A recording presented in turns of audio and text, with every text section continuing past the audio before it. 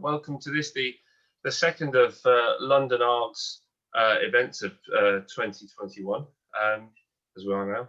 And I'm delighted to have Rachael Hamilton and Craig Thomas. Rachael is a ARG member, and Craig Thomas has kindly joined us from sunny Yorkshire to discuss district level licensing for Great Crested Newts. For some of us, this is a relatively new thing. It caused a little bit of consternation for many people in the conservation sector when it was first devised, first rolled out. But as I'm sure you'll start to see during the course of what will be doubtless fascinating presentations from Rachael and her colleague Craig, really there's a great many positives from this scheme for offsetting the impact of construction on Great Crested Newt populations at a landscape level. If you're interested if you're in the London area and you're interested in getting involved, please do check out our website. We can give you some further details later. If you have any questions, please just put them in the chat, and there'll be some time at the end, and Craig and Rachael will aim the laser of their expertise at your questions and help you out there. But I'm also going to shut up now and stop my video and pass you over to Craig, who is Customer Relations Manager with the district level licensing scheme, who's going to talk you through the first part of this. Then Rachael will take over before we have some time for questions. So Craig, over to you. Thank you very much, Dave. Yeah, as Dave just said, I've been working in DLL now for 4 years, so since its inception. So quite a lot of the thinking that I'll talk about tonight was devised through work I've done with colleagues and a whole myriad of stakeholders. So yeah, be interesting to see where we go. So a bit of background for myself. I've worked for 20 years now with English Nature Natural England. When I'm not being paid to do conservation, I do conservation. So yeah, it's interesting to reflect on this scheme. Certainly something that very interesting, and I think probably something that I think is probably the most far-reaching conservation benefit of anything I've worked under. And hopefully by the end of this evening that you'll see why I think that, and that it's justified. We will have time for questions at the end. Often we get so many questions we can't get through them all. If that is the case, then I'm more than happy to pick up via email any questions that we don't go through, so and get through, and I will respond to you all. But I've made a promise to my wife downstairs that I will be free at 9 o'clock, so we can watch Unforgotten together. And if I don't manage to get there, I will be unforgiven. So yeah, so 9 o'clock's my deadline, I'm afraid, but I will promise to endeavour to answer all the questions we get if we don't get through them all. Right, Rachael, can you move us on a slide? Thank you. So yeah, we're going to talk about district licensing in the round, what it's about and the opportunities it provides. I will overview the benefits as I perceive them from DLL. Rachael will talk through data and modelling. I will talk more about habitat delivery, which is where I started working in the scheme. I will then talk about customer journey. Rachael will talk about monitoring, and then we'll both be available, as I said earlier, to run through a question and answer session at the end. Thank you. Right, you have to forgive me because this presentation is in the round, so I give this to planners as much as I give it to yourselves. You're going to know this as much as I do. So GCN, it's a relatively widespread species in England, apart from the southwest. Despite everything, it has significantly declined over the last 60 years and continues to do so. That is mainly through land use change and probably as a result of a significant reduction in the number of ponds in the wider landscape. We'll talk about that later. So as we all know, GCN breeding ponds, but they spend an awful lot of time outside ponds, foraging, hibernating, grassland and woodland, all positive index habitat for the species. So mixture of terrestrial and pond scapes is important. It is a European protected species, of course, so it's illegal to capture, kill, disturb GCN and its habitat. And anybody that might do so through development needs to obtain a license from ourselves. So that's just a bit of background about GCN. Thank you, Rachel. So what's happened in the past? Well, traditional site mitigation is something that you'll be familiar to a great many of you, and something I've been involved in the past, which is around survey of individual sites, often already in the planning process, and then they often require fencing and trapping and the moving of animals. So you see lots of plastic fencing going up, a lot of manpower, a lot of hard work put in by ecologists. Sometimes the habitat is created on site, sometimes off site if animals have to be moved. But a lot of work has gone into that in the past. However, analysis of the money spent and those very significant resources spent on traditional mitigation licensing, for every £8, £7 is spent on kind of doing stuff, but only £1 is spent on habitat gain. So it's really weighted towards plastic fencing, moving animals, and not putting in the money to the same degree into the habitat. It is the habitat that is going to save GCN. And that is a fundamental difference between traditional mitigation licensing and DLL. And we'll talk about that in more detail in a minute. Another difference is that the resources, I've said earlier, are focused on the individual sites. Often sites are already in the planning system, and we're still seeing, whilst we're spending all that effort on those individual sites, we're still seeing landscape scale losses of GCN in the wider landscape. A difficulty for developers is that they are constrained, seasonal constraints due to the survey and mitigation required, which are obviously focused on the summer months. So there are difficulties for developers, and there are difficulties really for the species in terms of traditional site-by-site mitigation. That's not to say, of course, that there aren't really good such schemes, but DLL is looking at, can we do more? Can we do something different? Thank you, Rachel. Okay.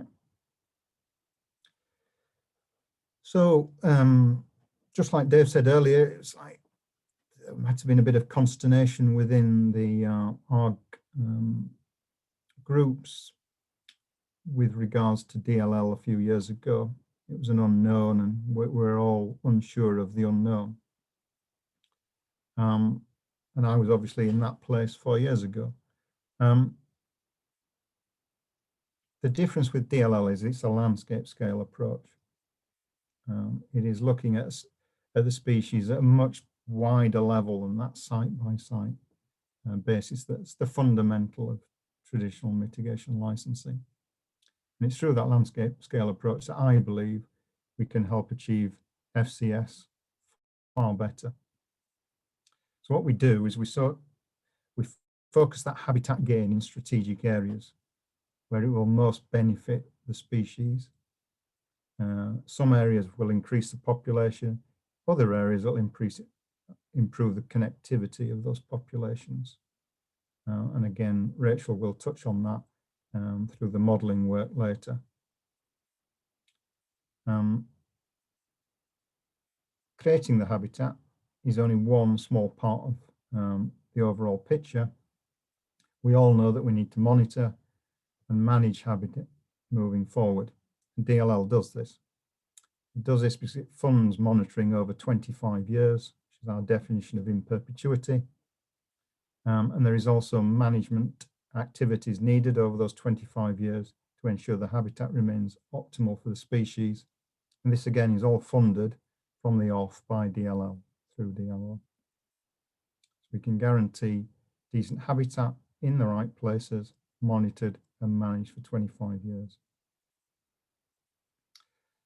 Another interesting divergence from traditional licensing is the capacity to engage with LPAs at an earlier stage and developers, because we can provide models and maps of where the species is and isn't, so we can get a strategic approach, hopefully avoiding the best areas for GCN, which of course the traditional system doesn't necessarily do. So that is another fundamental difference. We're producing maps that can be used, publicly available, to determine the impact or mitigate and avoid the impact on the species.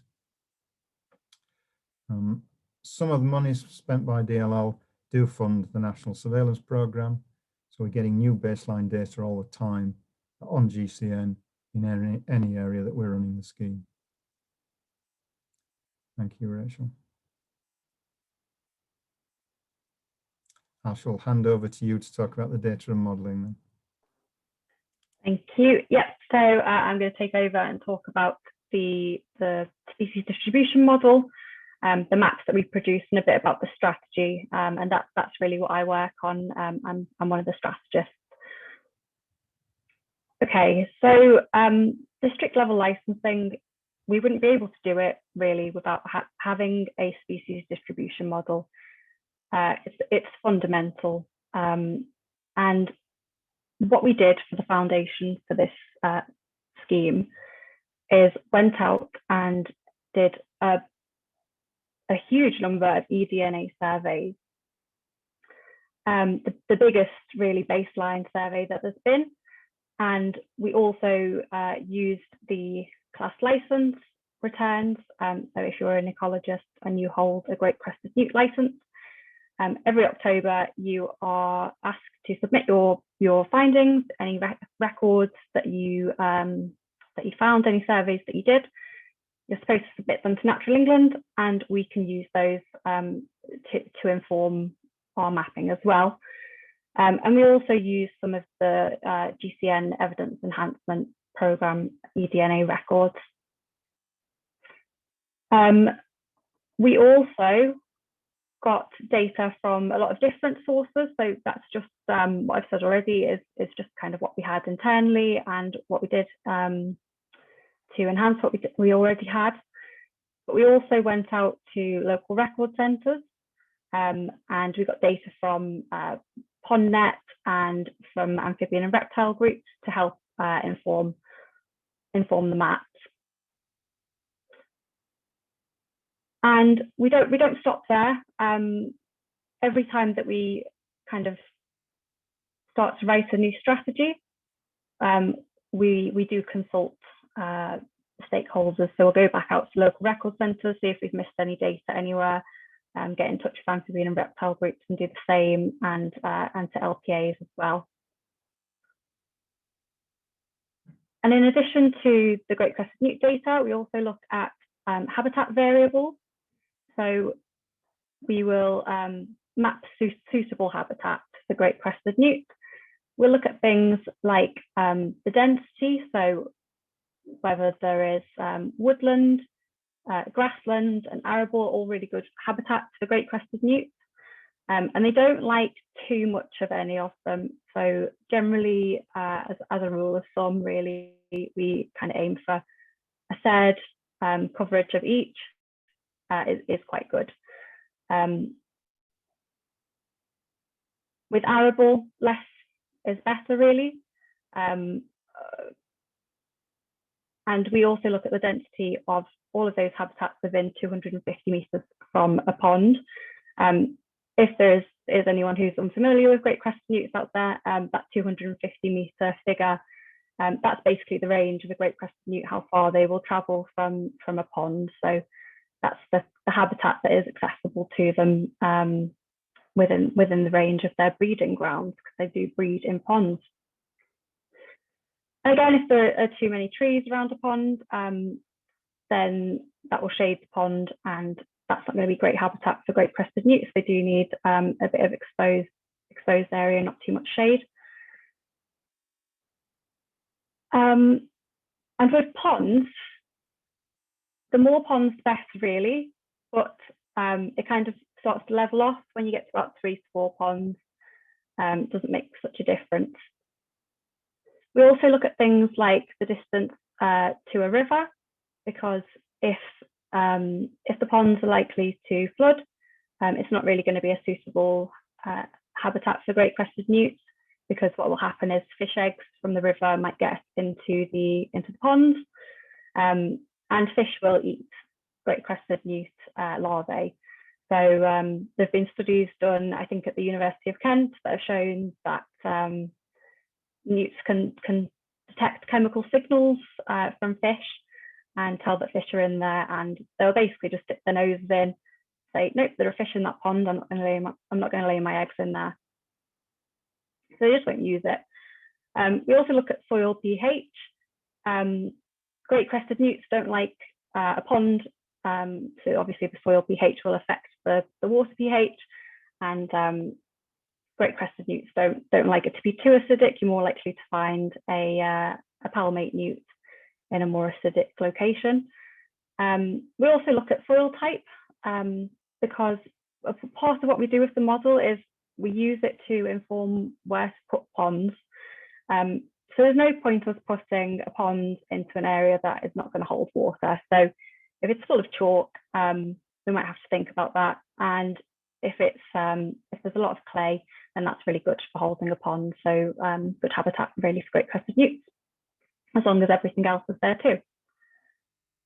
So yeah, this is just an aerial map to show a bit of habitat variation. This is actually an area of Epping Forest, and the map just shows when we did our eDNA samples, so back in 2018 and 2019 in different areas.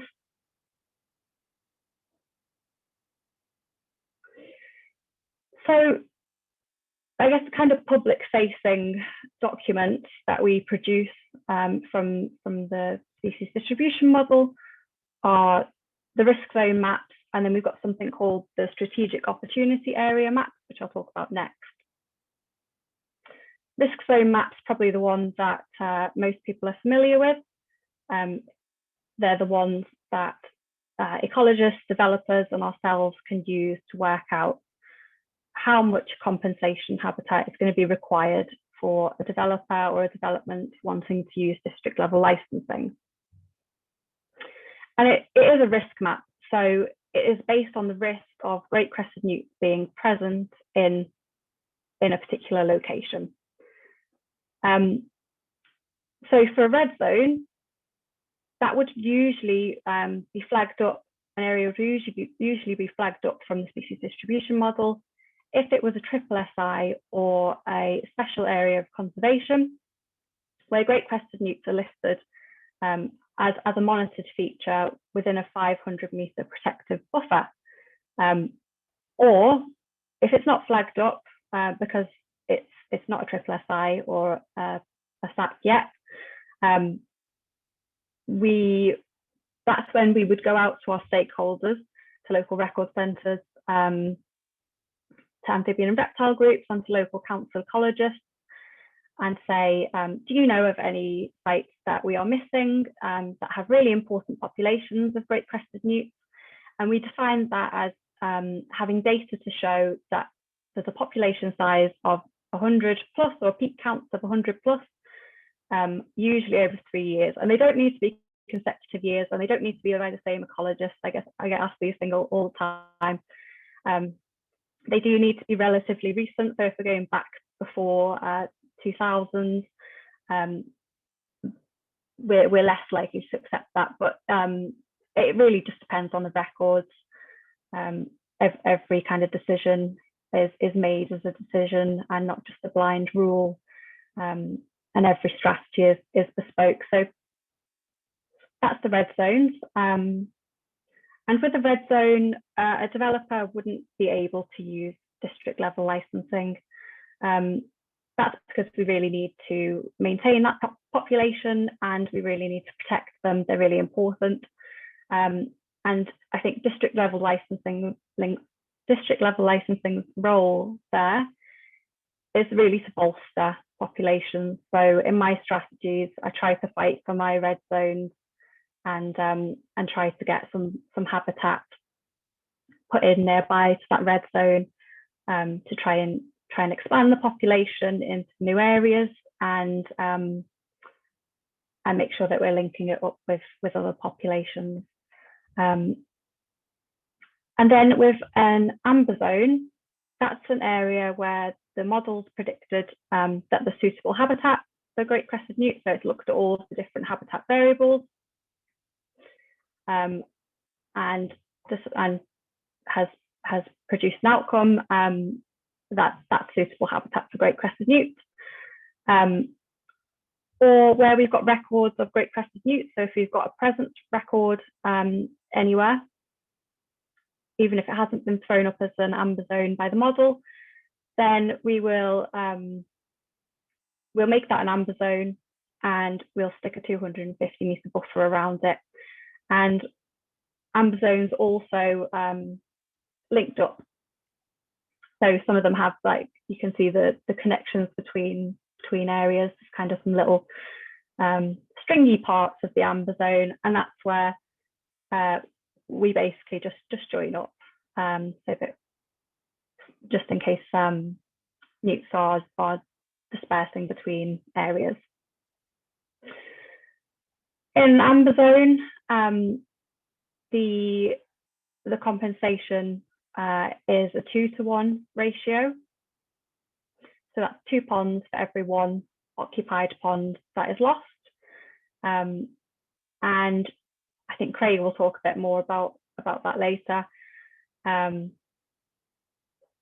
We don't always use the risk zones to work out how much compensation is required. Depends if you've got survey data or not. But the risk zones are a really useful tool for us. If you've got a green zone,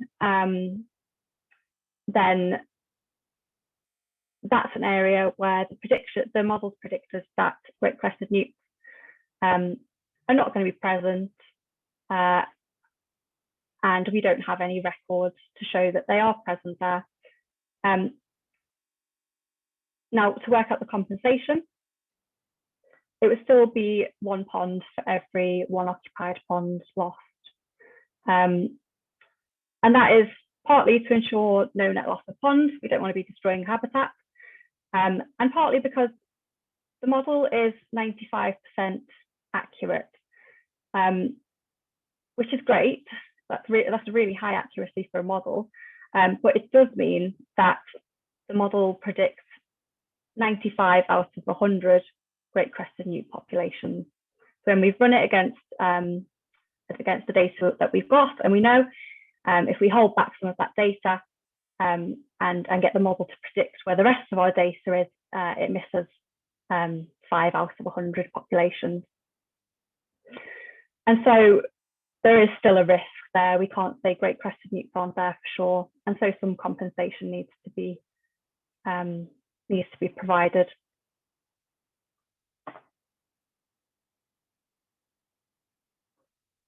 Okay, so these are strategic opportunity area maps, and there's not a lot of pink on here. What I should say about these maps is this is Derbyshire, and they're still draft maps. So these are the maps that were produced before we got all of the data in from the local records centre, and we've now got the Amphibian and Reptile group data from Derbyshire as well. And so none of that's been taken into account in these maps. It may well be that there's a lot more amber zone and a lot more pink zones on here. And those models are being updated as we speak. But these are just a draft, and they're just an illustration in this talk. So the pink zones are core zones, and core zones are are areas where there's suitable habitat and there's a pond density of 2 or more. And newts are either present or they're predicted to be present by the model. So that basically, where we know great crested newts are and the habitat's already quite good. But there are areas where those populations could still benefit from having additional ponds put in. So we can increase the population by providing additional ponds, which will give newts more places to reproduce. And if you've got more places to reproduce, you get more newts. And then in the blue areas, those are called fringe areas, and they're kind of on the periphery of known populations. And they are areas where there is suitable habitat for great crested newts, suitable terrestrial habitat for great crested newts. Pond density of 1, great crested newts are predicted to be present, but they might not be there because ponds are the limiting factor. So the habitat's there, everything's there for them except for ponds. So by putting ponds into the fringe areas, we can encourage great crested newts to move into new areas and expand their range and distribution. So core areas increase population, and fringe areas increase distribution and range of great crested newts. There is a ranking. So core 7 and fringe 7 are kind of the best areas of the core and fringe. And we work that out by giving all of the habitat variables a score or a weighting. And the more of those habitat features that an area's got, the more of those weightings, the higher a score it gets. So if you've got if you've only got 4 out of 5, 4 out of all of those variables, then your score will be 4. If you got 7, your score will be 7. And then arable, having a high density of arable, so more than 50% arable, it's not great. It's great crested newt. So we will take 1 away. That's got a score of -1. We'll also consider any constraints, so things like rivers, flood zones, urban areas, and major roads. That are going to be anything that's going to be a barrier to great crested newt dispersal. And we'll take them into account. And I think what's really important to stress with the strategic opportunity areas, because a lot of people worry about these and that they're too restrictive, or that we're just going to pick a point on the map and plonk a pond in there, is that they're just a tool. We're never going to replace human decision making with a computer model, and especially not in ecology because things are so variable. So this gets sent to the habitat delivery body, and they just use it as a tool. So they'll have a look, see where there's areas of opportunity, see whether landowners are willing to have ponds on their land. And before they make any decisions about where to put ponds, they will be going out and looking at that area. And Craig will talk more about this in his next section. But just to stress that it's just a tool. We can also put ponds in areas outside the strategic opportunity area. So as a strategist, I get to make rules about that. And usually we aim to have about 30% of ponds going into core areas, about 25 to 30% of ponds, or to 35% even of ponds going into fringe areas, and we usually say no more than 10% of ponds outside of SOA. But there are situations when you might want to put ponds outside of SOA, because as I've said, it is just a tool. And if I was, for example, trying to put ponds in near to my red zones, and the model said there's no, the habitat's not suitable, there's no SOA. Well, if we know great crested newts are there, and we know that we want to target that population, then we can put in some ponds outside of SOA. So there are situations when we would want to. Mainly, the model's 95% accurate, as I say, so we do try and stick to that as much as possible.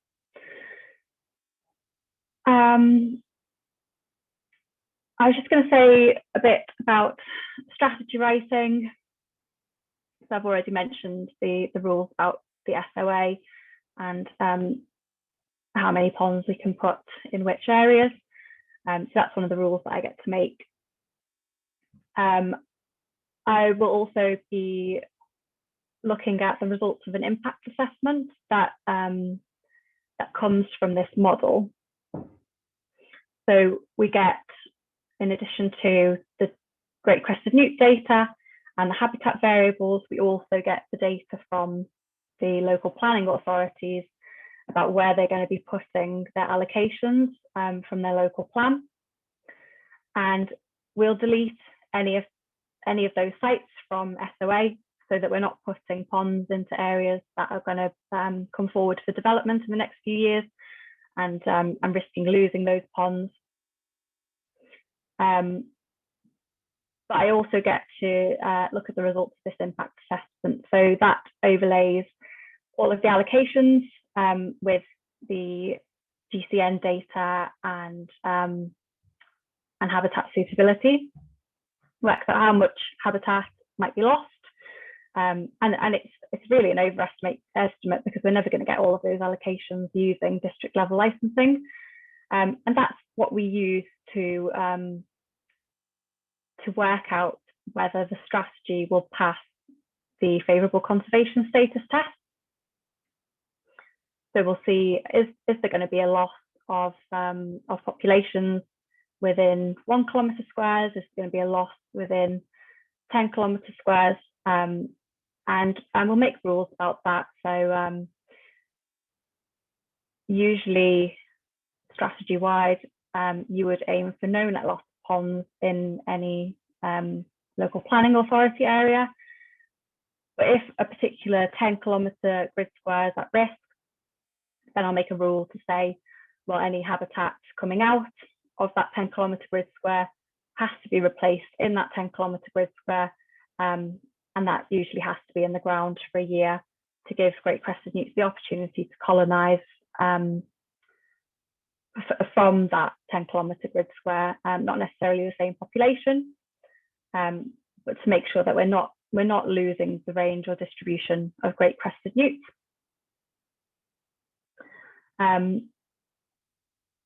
So yeah, it's a lot of decision making, and it's a lot of work, but it's really interesting to see the impact assessment.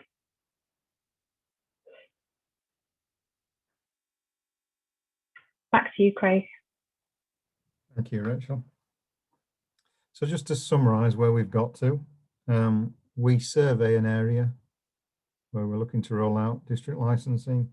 We layer in records, and now that informs our risk zone maps.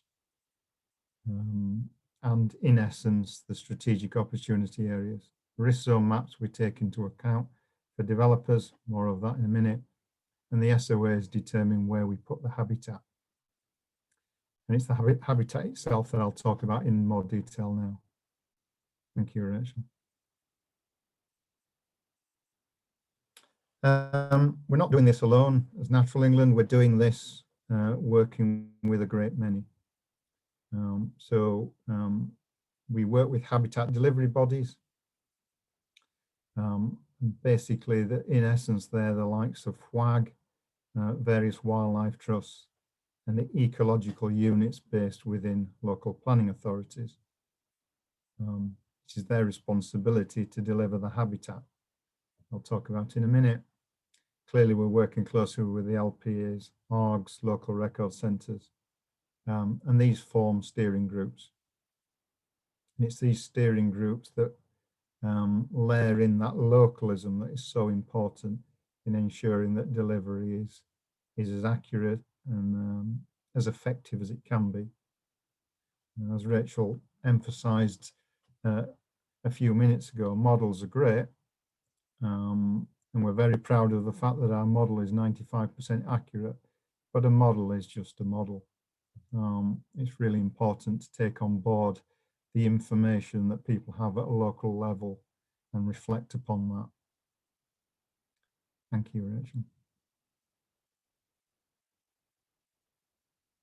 Okay, so 4 years ago, when I started looking at habitat delivery for DLL, I assumed, knowing quite a lot about GCN, that I would be advocating producing ponds and terrestrial habitat. And it's a challenge that has been raised on many occasions during talks. The modelling, however, showed that it's not terrestrial habitat that is limiting GCN distribution. It's ponds. It's all about suitable ponds in the right place. That's not to say you can put a GCN pond anywhere. You can't. It has to be in an area that is suitable, has suitable terrestrial habitat. And that is our SOAs.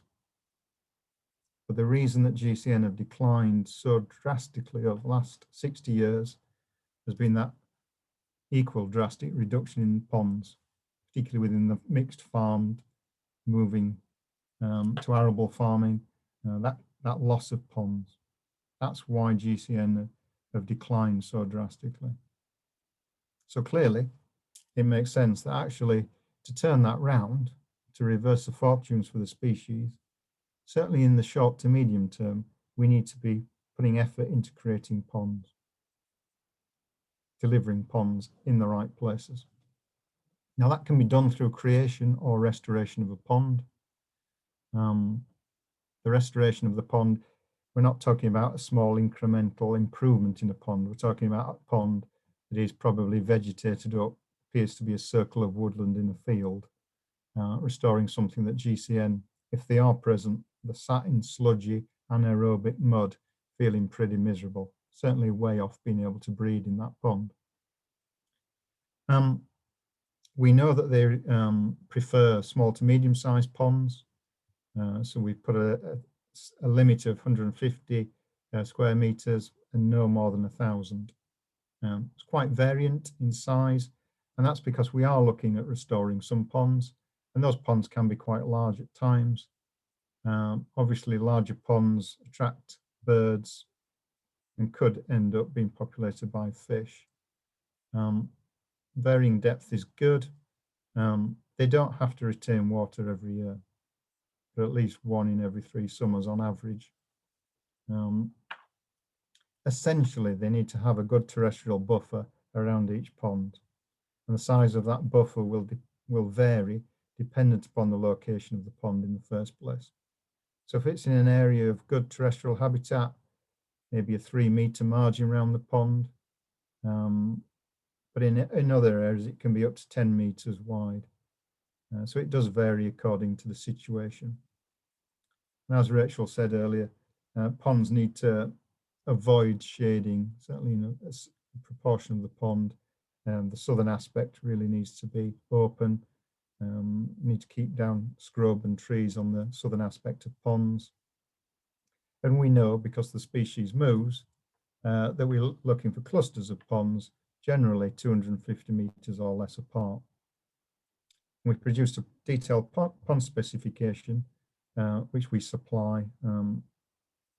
It was written partly by us, but it was also written as much by the likes of the wildlife trusts, various specialists, fed into that document. And that really defines what we're looking for in terms of habitat delivery. but essentially it's all about ponds. Thank you, Rachel. Okay, so we know what we need to do. Create ponds, we know where, strategic opportunity areas. I just want to talk through now how much it costs from a developer perspective. So for every compensation pond required, and that's worked out based on the zones, I'll show how that works in a minute. Every compensation pond costs a developer just shy of £16,000. Now there is an inquiry fee and a license cost, which are one-off costs. So we look at the number of compensation ponds required, we times it by the £15,850 plus the £690 per license. And as that graph shows, the vast majority, 85% of the monies taken, pay for either habitat delivery or monitoring. Quite some time ago when we started, we talked about £7 out of every 8 in traditional mitigation licensing on average being spent on moving animals, plastic fencing, survey. Under district licensing, we have completely switched that round. 85% of the monies taken from a developer is paying for habitat or monitoring thereafter. Thank you, Rachel. So here we got some images of some of our work. So this is the Norfolk Ponds project. And here they're doing restoration. So in Norfolk, there are huge numbers of overgrown ponds. And a few of you might be familiar with the work of Professor Carl Sayer and his team, a lot of whom are volunteers, but they're one of our habitat delivery bodies in the Norfolk area, and they restore a considerable number of ponds for us in the landscape. And here's a pond that requires restoration. As I mentioned earlier, it's a circle of woodland, very little water in the bottom of it. It needs completely opening up. Thank you, Rachel.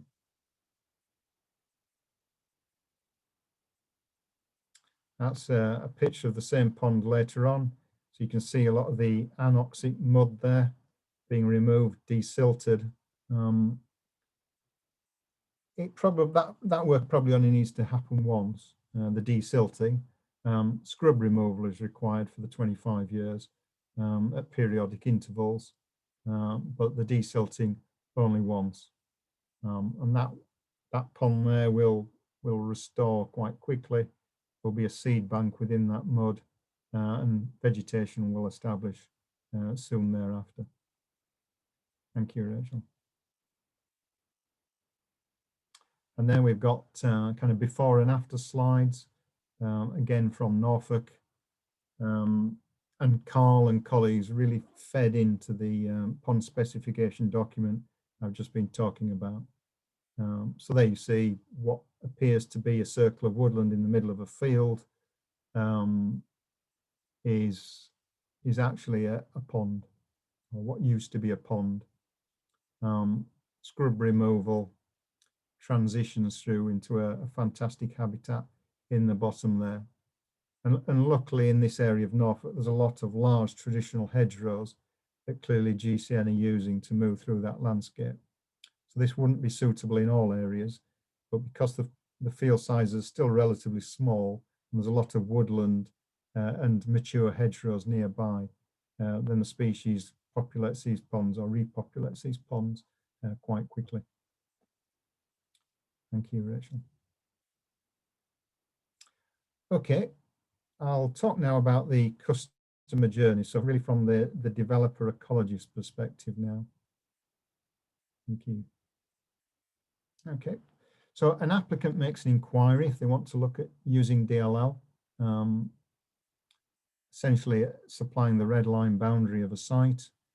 And we conduct what we call an impact assessment and provide a quotation in a certificate.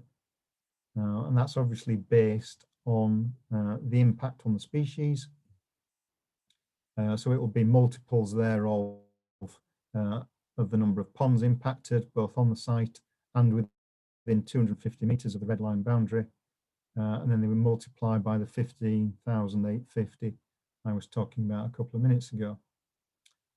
If the applicant wants to accept that, they will sign the quote. Natural England countersigns it, and then that document can be used for the planning process. It can be submitted to the LPA as part of that process. Once planning permission has been received, then the applicant will pay Natural England for its license. We will then license the works. So that's really the process of planning. And that can work whether there's been a survey done or whether there's not been a survey done, because we can use our modelling. So it's not subject to seasonal constraints and is a much quicker process than traditional mitigation licensing. And there's evidence of that, as we'll sum up later. We are looking at all times for a 4:1 compensation pond ratio for every occupied pond lost. That is written in stone. So fundamental basis of my thinking and others over the last 4 years is always to ensure that we mitigate and compensate rather for 4:1. And as Rachel said earlier, no net loss of unoccupied ponds. So a 1:1 ratio for unoccupied ponds. Compensation ponds are provided ahead of the impact. So habitat delivery bodies are asked in advance of a development taking place to put those ponds in the ground.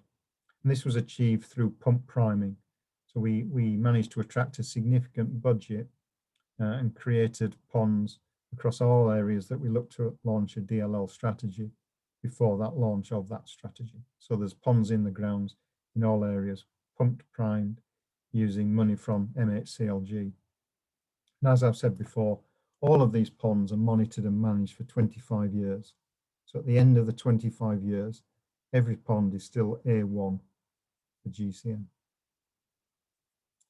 Thank you, Rachel. Right.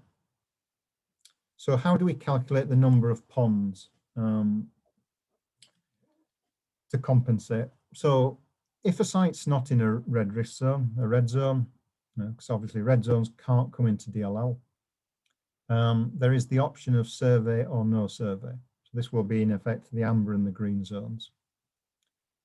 If we are provided with survey information, and we have to be provided by survey information, it is available, if it is available. We use obviously the data provided. So for every GCN pond where there's a presence, we have the 4 ponds required to compensate. If there's an absence, it's 1 pond for each pond affected.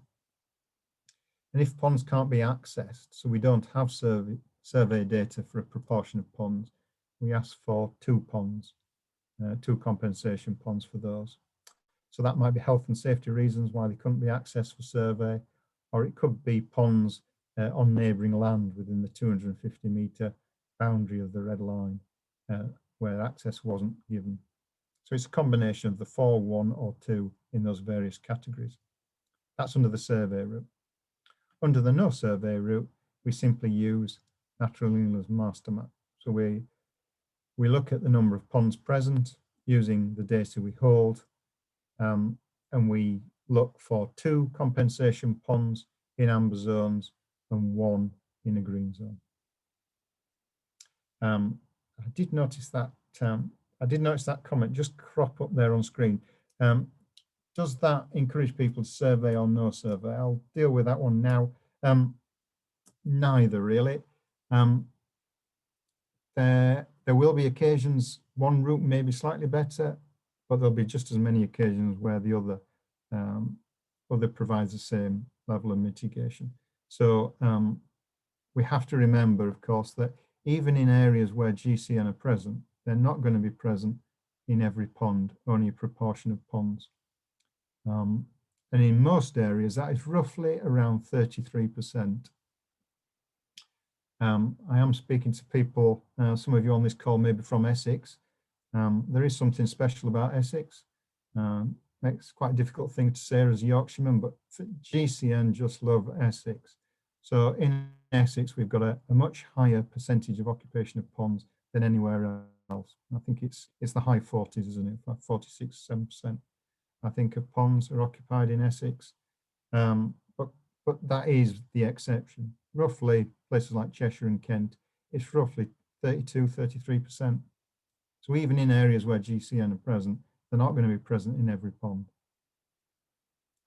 Thank you, Rachel. Yeah, I think Essex is 48.7% occupancy. And that's where that 2-to-1 ratio comes from, because worst case scenario is Essex really. So if we if you can't, it's hard to explain, but if you scale down the 4-to-1 to 2 to 0.5 essentially, which is the Essex occupancy, then we're always achieving that 4-to-1 ratio of compensation ponds to occupied ponds. It's not easy to say, but it was even harder to figure out when we were faced with that, with the Essex scenario. It caused us to do a lot of head scratching, I remember. But yeah, it's Essex is the exception, though. Yeah, yeah. Thank you. Okay, I'm going to talk about monitoring, which is another really exciting part of the scheme. So we monitor for a few different reasons.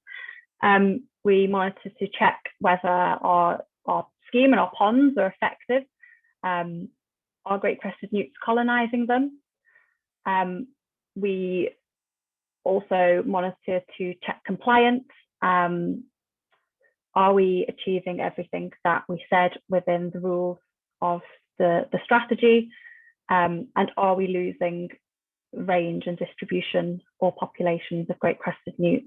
And we also look at accuracy, so how accurate was the impact assessment, and have the impact of developments using district level licensing exceeded what we set out within the strategy and what we are allowing that is within the parameters of the favourable conservation status of Great Crested Newts. So we do have limits within the strategy, and we will basically check that we're not exceeding those impacts. So that's things like numbers of ponds lost within a 10-kilometre grid square, and a few other things. And it's really the steering group that hold us to account and check that was as Natural England, but also the habitat delivery body are achieving what is set out within the strategy.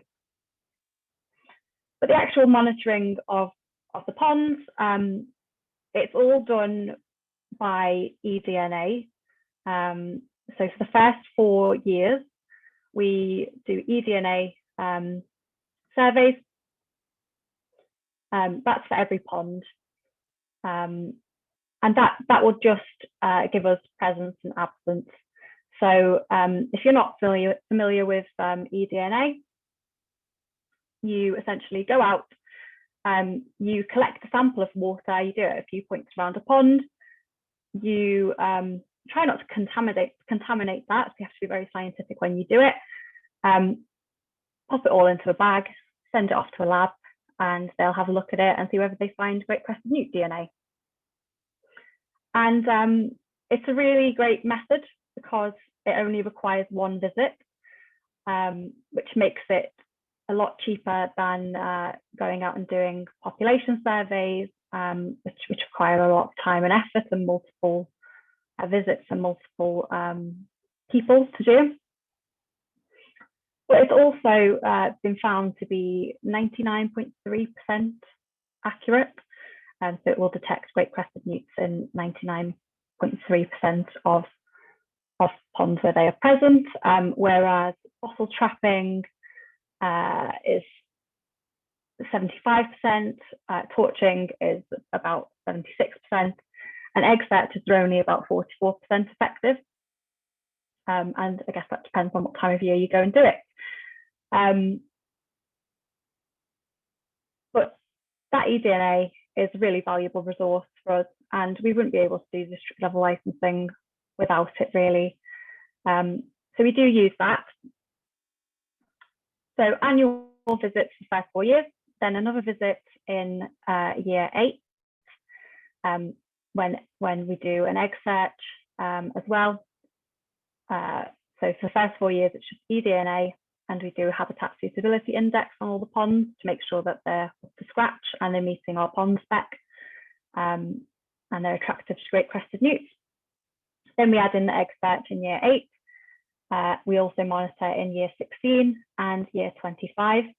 And at year 8, 16 and 25, we'll also do our maintenance as well. So it's the habitat delivery body that do all of this monitoring, and they will make an assessment of whether the pond requires maintenance. And at those points, at those visits, they will decide whether they need to go and do scrub clearance or other works to the pond. We do also have a bit of a budget for contingency monitoring, and we also are going to be doing a couple of population surveys on a subsample of these ponds, of our district level licensing ponds that have gone in specifically for this project, but also on non-district level licensing ponds, so we can see how populations vary between the two. The question that we get a lot is about population monitoring and whether we're going to lose data on populations because ecologists might not be going out doing as many population surveys, especially now that we've got the no survey route, and because these monitoring visits aren't population surveys. So the answer is yes, but we just don't have the money to do it. It would be impossible to go and do population surveys on every single pond. So we're doing our best really, and trying to get population surveys done where we can. But the scheme's under constant review, and it's something that we do think about often. Okay. Worth saying that the monitoring data, it comes to us. It also goes to the steering group, and we use it to help inform the scheme and make it better. Also worth saying, this is very new. We've said it a few times, but really important to reiterate. So Kent and Cheshire were the first schemes sort of in the fashion that we are doing them now, although those two schemes are up for renewal at the moment and going through impact assessment and favourable conservation status tests again. And every strategy undergoes this every 2 years. And we have changed things slightly since we did launch Kent and Cheshire back in February, March 2019. So we have learned from those schemes, and we are doing things a little bit differently. And it's it's a constantly evolving picture really with district level licensing. But this is just a little look at how they're going so far. So Kent had 21 licenses and Cheshire's had 13. We actually had 100% of licensing activity from Kent went down the district level licensing route in the first year, I think that was. And we aim for 75% of all licensing. And that might sound high, and you might wonder why we want to attract all of the licensing. It's because the more projects we get coming to district level licensing, the more ponds we can make. And we think it's the best way forward for the conservation of the species. It's such a good opportunity to get those ponds in the ground, and the more developers come with us, the more of that we can do. So we do try and attract as many as possible. The area of development licensed in Kent was smaller than Cheshire, so on average the sites in Cheshire are a bit bigger. number of developments providing survey information was 12 in Kent, so that's just over half, and 6 in Cheshire. So it's about 50% really at the moment, and it'll be interesting to see whether that changes going forward, as people might decide not to do surveys, and we don't know how many of those developments that did provide survey information had already started to go down the traditional mitigation licensing route and switched over to us. So it's something that we're really keen to see how that progresses. Total number of ponds lost, so almost 7. We would normally round that up to 7, and then 7.3 in Cheshire.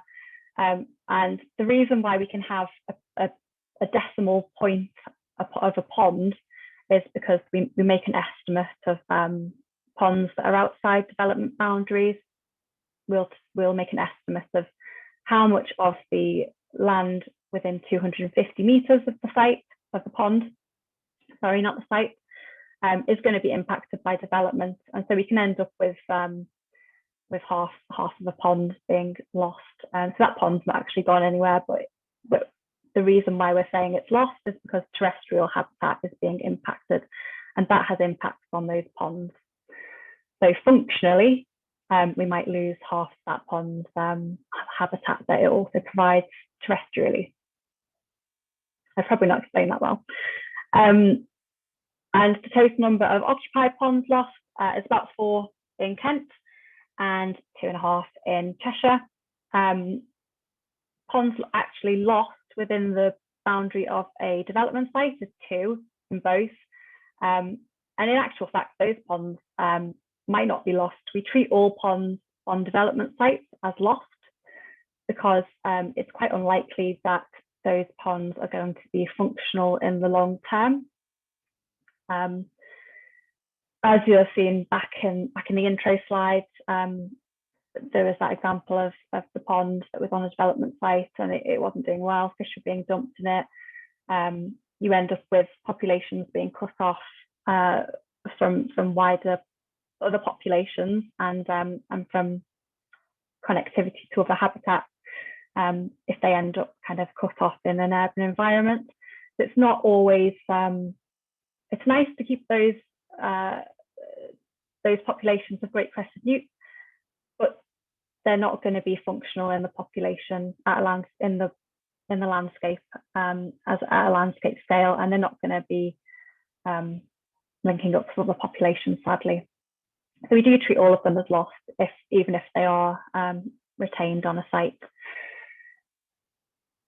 And yeah, the number of occupied ponds lost, very, very small impact, 1.33 and 0.34.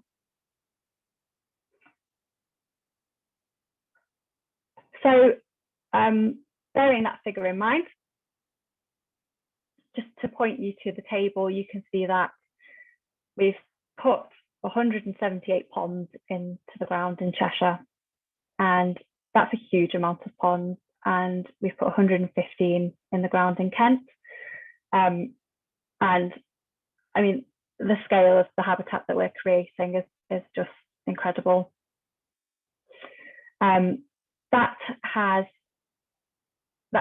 You've got the areas there, I'm not going to read those out. But what I would like to point to is the compensation ratios. So these are the ratios of compensation ponds to occupied ponds lost. And as Craig said a number of times, we aim for a 4:1 ratio. And you can see that in both Cheshire and Kent, we're exceeding that. In Cheshire, we've almost doubled that. And that's because we always adhere to that 4:1 rule, regardless of the occupancy rate of an area. So I've just had an area which has a very low occupancy up north, and because of the low occupancy, which was about 12%, the ratio came out at about 16 ponds that we're providing for every 1 occupied pond lost. So it's just an incredible amount of habitat that we are creating. these are the monitoring results for the first year for Kent and Cheshire. And the reason we're focusing on Kent and Cheshire is because they are the first schemes that we launched. They're the only ones that have been running long enough for us to get any meaningful data. But you can see that in Cheshire, we had 22% of ponds that were monitored had Great Crested Newts within them in the first year. So they've been colonised within the first year. And in Kent, we had a huge 38% of ponds that were occupied within the first year. And I mean, this is incredible because from the literature, we only ever expected that 16% of ponds would be occupied within the first year. So it goes to show that where we're putting them is the right place to put them. And the ponds that we're creating are really good habitats for Great Crested Newts, and they seem to love them. Another really interesting thing, as Craig said, we don't provide terrestrial habitats for Great Crested Newts. We just put ponds in because that is the limiting factor. But by doing that, we did an analysis, and apparently it was Nightmare Amphibian analysis, but it's really interesting data. That in 2019 to 2020, we made an additional 97 hectares of land available to Great Crested Newts. So we didn't do anything to the terrestrial habitat, but just by putting ponds in, we made 97 hectares available to Great Crested Newts as habitat.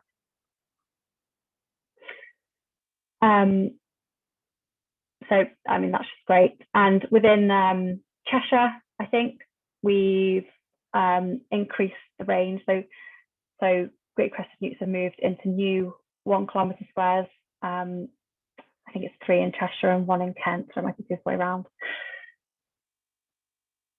And the scale at which we're making these ponds is vast. I think we're under the whip now to get 1,000 ponds in the ground early in the financial year, but the numbers were 386 ponds in the ground in 2019 to 2020, and then 2020 to 2021 we're on track to deliver 500 by the end of March. So that's really great. And then yeah, it's a small push away to the 1,000, but obviously as we keep launching more and more schemes, the speed at which these ponds are going into the ground is increasing because we've got more and more areas to provide for. So that's it kind of, but just in summary, we think district level licensing works, although we are biased, but we do have the data. Developers like it. There are 11 Natural England led schemes in operation now.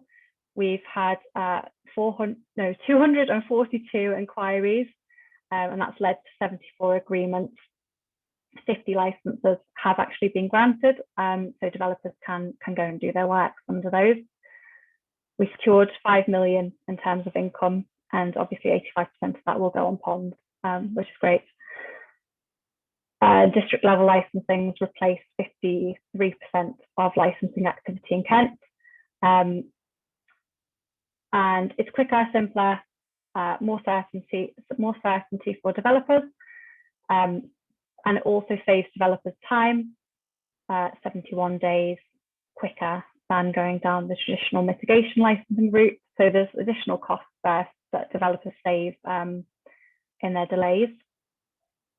And most importantly, the Great Crested Newt seem to like it. They get 85% of the funding to make new habitat,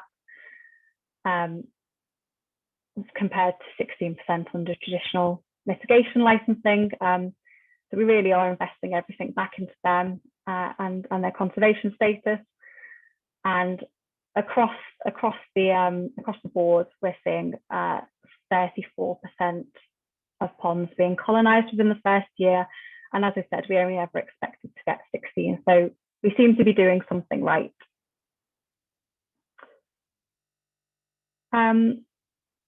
Any questions? I'm sure we've got loads.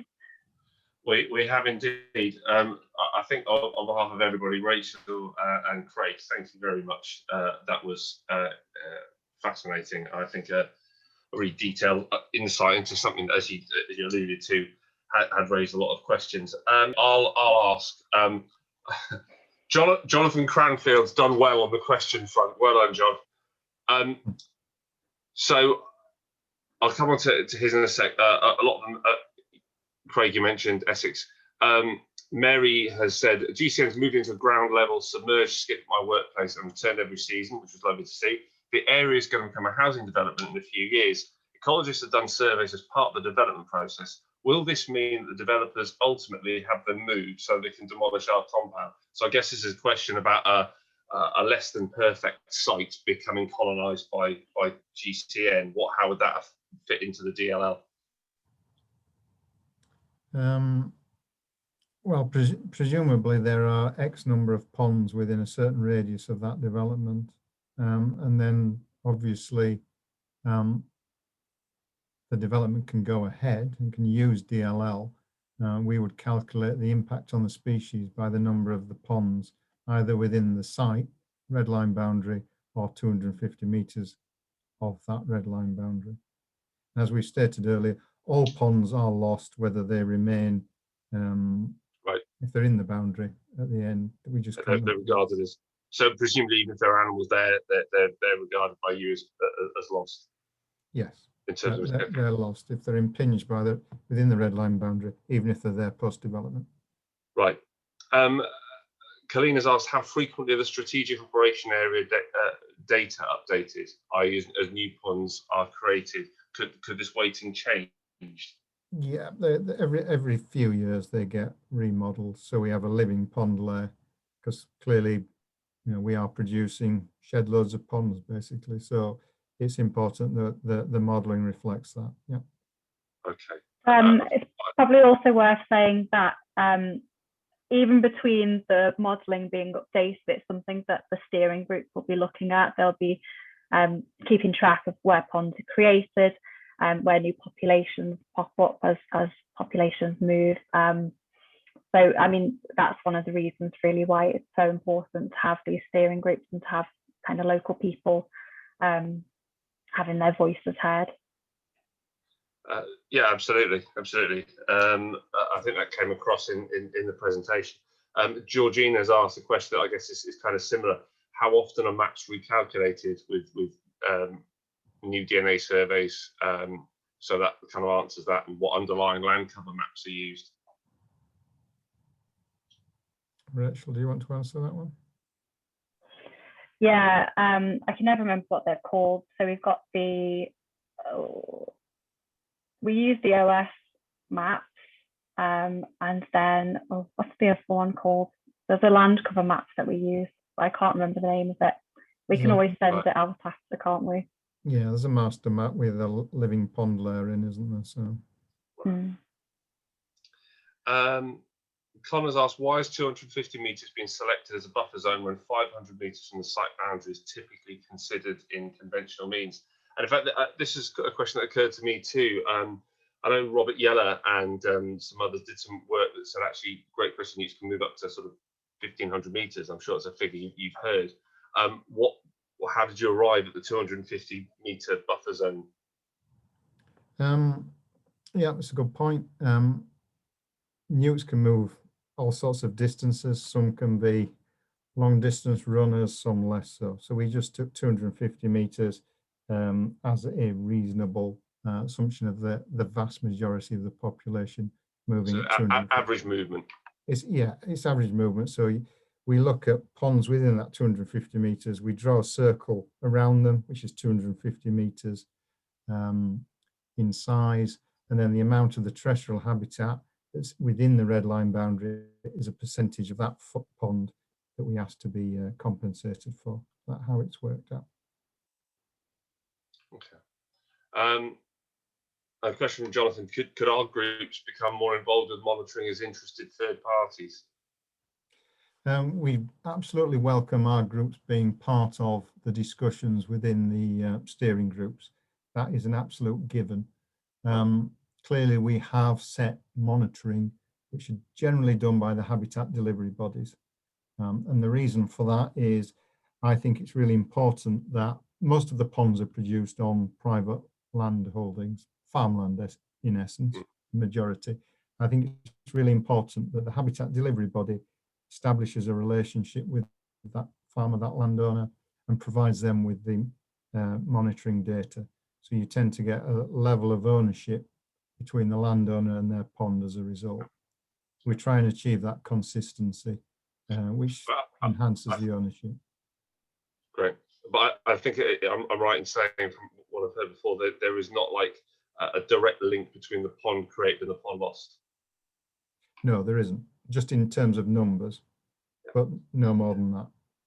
I'm just conscious of time, and that we have a quick question here that says, from an anonymous attendee, this works well for the direct loss of ponds. How does this apply, if at all, to temporary functional loss of ponds? For example, the severance of terrestrial habitat between overwintering habitat and a pond for short-term duration, e.g. akin to installing a cable or pipe. If it's possible to not directly lose ponds, is the cost of new ponds still applied because of the temporary functional loss? Okay. So is this? Yeah, you're speaking to the right person, because I've just written a paper on this. So we will use something called a temporary impact multiplier. So clearly we need to reflect upon the fact that these ponds are not lost permanently, and therefore the level of compensation required reflects that accordingly. So it is quite complicated. So it depends on the duration of the temporary impact, whether large machinery is used, and the percentage of the habitat subjected to large machinery. So there are various parameters used, but if that means that the temporary impact multiplier can apply, then essentially the impact is, the compensation we ask for is reduced by 3/4. So we ask for just 25%. A question from Linda.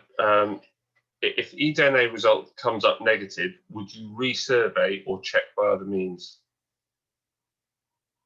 No, we wouldn't resurvey. We'd assume that is an absence. Okay. A question from Bob that's been answered. A slightly different question. The wetlands, ponds and wet woodlands created by beavers would enhance habitat connectivity and resources for GCN and their prey. So naturally you advocate the return of beavers to the UK. That's perhaps outside the scope of this talk. As somebody that spent a lot of time in Northern Europe and still yet to see a live beaver, yeah, I'm definitely up for more beavers in our landscape. So yeah. Yes, I was going to say the same, yeah, on a personal level. Totally, really interested, but not sure it's quite in the remit yet. Yeah, that comes next.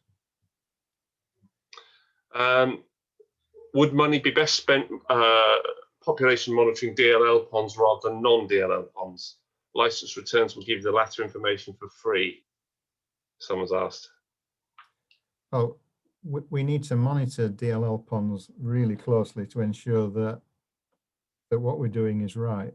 Now, clearly, I believe it's right, but somebody could say, well, you would. The scale of what we're doing is I think, quite phenomenal. So we are on target to be delivering on average 700 to 800 ponds a year soon. We're not losing 700 to 800 ponds. You're losing through development a very small fraction of that number. So what we're talking about is making a massive change into the number of ponds. We need to make sure that we're putting in the right ponds in the right places, and that the monitoring shows that to be true. So we don't want to get this wrong. We are looking at something called sentinel monitoring moving forward, which is a percentage of the monies paid by the developer monitoring, in effect, non-DLL ponds. So we have more of a control in the wider landscape. So that's something we're looking at developing moving forward. Scope for volunteer involvement there. There's a question here: is there a critical number of DLLs that are granted for this population scale work to succeed? No, I mean, obviously we are keen to roll out DLL in as many areas of the country as we can. DLL is discretionary, so you can still use traditional mitigation licensing. I would hope that the design of DLL, its ease of use, and the fact that we're delivering such large quantities of habitat means that more and more people will favour DLL over traditional mitigation licensing. But it is an option. It's not something that's mandatory. We offer it, and we hope that developers and their ecologists will take us up on DLL, but it isn't mandatory. And a question which I think you answered, John's asked, how long do you consider to be long term? I think you said 25 years counts as in perpetuity. 25 years is our legal definition of in perpetuity, yes. Kevin's asked, is there a place to see all the compensation ponds for each county? Is there a list per county? No, we can't do that because we're producing the ponds on private owners' land, and therefore we can't. We can publish numbers, so we can say we're producing X number per county, but we can't actually publicise where they're taking place. A follow-up question: could monitoring stop due to new laws or new focus, or is the funding fenced to enable monitoring to the end of the 25-year period? Yeah, I guess that's ring fenced. Yeah, it's completely ring fenced at the beginning. The developer pays for everything over the full 25 years, which includes 3 management interventions, approximately every 6 to 8 years, as well as all the monitoring. And a sort of follow-on question from Carrie White, who's asked, who will be monitoring the ponds in the long term after the 25 years? I guess that's out of your hands. That's, yeah, we will be looking at that in the future, but I think Daniel's question about where the land's coming from has been answered. John Dixon, is a pond considered colonised based upon a single positive eDNA result? All ponds are subjected to survey for the first 4 years, and then periodically thereafter, years 8, 16 and 25, and 11% of ponds are subjected to population survey. I think there's a question here from Connor, which I think has probably been in a lot of people's minds. As I understand, DLL does not have mandatory reasonable avoidance measures under a granted licence. A developer has to have this regard to the guidance issued with a licence. Will the RAMS guidance be enforceable in the future? Yeah, I get asked this a lot. Essentially, no. We recommend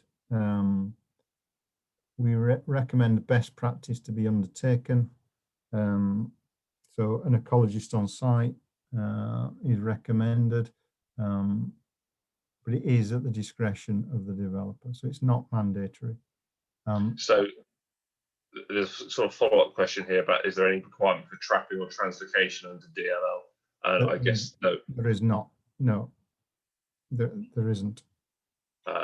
We would advocate, if animals are found, we allow them or encourage them to be either moved to a corner of the site or within 2 kilometres of that site, but it isn't mandatory. And is your paper on temporary habitat loss to compensation calculation available publicly, Craig? It isn't at the moment because it's not yet been signed off, but I'm sure if somebody's really, really desperate for something to do, eventually they'll be able to find it. Right. Do you still expect ecologists to undertake supervision and watching briefs, especially if GCN are known to be present in the area? Yeah, in effect, I've just answered that. Yeah. The answer is yes, we would encourage that, but it isn't mandatory. So sorry, carry on. No, yeah, I think you have. John, do you want to ask a summary question? John Cranfield? There are a few comments here. I don't think he can unmute himself. I have to unmute him. Hang on, where's he gone? You've got 5 minutes, John. You better hurry up. I've got 5 minutes first. I know John will struggle to ask his question in 5 minutes. Oh, here he is. Hang on, that's him. There he is. Welcome, John. Hello. You're there. Hi, John. Hi, John. You're right. Oh, blimey, what can I? What can I ask? Red areas. You love red areas, don't you, Craig? Well, maybe not. It's just that in Essex, we can submit sites for maybe being included in the red risk zones. Is that correct? Because how will we go about doing that? Rachel, do you know how information? I mean, obviously through the steering groups will be the first port of call, John. But it would have to be something we would review at the next round. Rachel, do you want to add any more to that? Yeah, so it would be when the strategy is reviewed, which will be 2 years from when it was went live. Then if you've got any records that are showing populations of 100 or more Great Crested Newts, that's just in a peak count. And that needs to be from traditional survey methods, so bottle trapping or torchlight surveys. So 100 individuals over 3 years, don't have to be consecutive, don't all have to be by the same ecologist. Then we can make that a red zone. We do have issues sometimes when we get data which is from translocations and from pitfall traps, and often because that's associated with the plastic fencing, and often that data comes with a little caveat that says but the fencing was compromised, so it might have just been the same newts again and again. So that makes it a bit more difficult. Yeah, well, I mean, it's you'll be pleased to know that all of the 5 ponds that we created last March, Craig, they're all flooded, and I think we've found about 25% of them. So I think 2 have got newts in already this year, so we're really pleased with how it looks. That's great. So yeah, 14 ponds in total. Okay. I can't add anything more. I've got too many questions. Well, I think if nobody has anything more, we can perhaps leave people to their evenings now at 9 o'clock, if everybody's happy with that. I think just once again, thank you very much to Rachel and to Craig. And if anybody is interested in getting involved, you are in the London area, please do get in touch. Yeah, just to reiterate the point I made earlier, I'm more than happy to field any questions via email. So yeah, Rachel's sending around a smart survey, but shall I? Yeah, sorry, my VPN dropped out finally, so I was having a little panic there that I wouldn't be able to send it. I'm more than happy, Dave or Angela, if you want to email around my contact details, if that helps. Are you sure? Are you sure? I'm absolutely fine. Yeah, They're on the bottom of the survey. Okay. If you want them, do the survey. I'm more than happy. I do realise that I'm actually leaving in a minute, so apologies for that. No, I think you've given quite enough of your evening. I think it's appreciated by everybody. Yeah, please do take some time to fill the survey out and show your appreciation. Yeah, well, thank you very much, everybody, for attending. Thank you, Rachel and Craig. I'd say Rachel for more or less putting this together. With some, no worries. So, thank you all very much. Thanks for coming along. And keep an eye out. There will be another event in the next few months on London's toads. So again, thank you very much to our speakers, and we'll see you all again soon. Thank you. Thank you. Cheers. Thank you, Bye. everyone. Good night.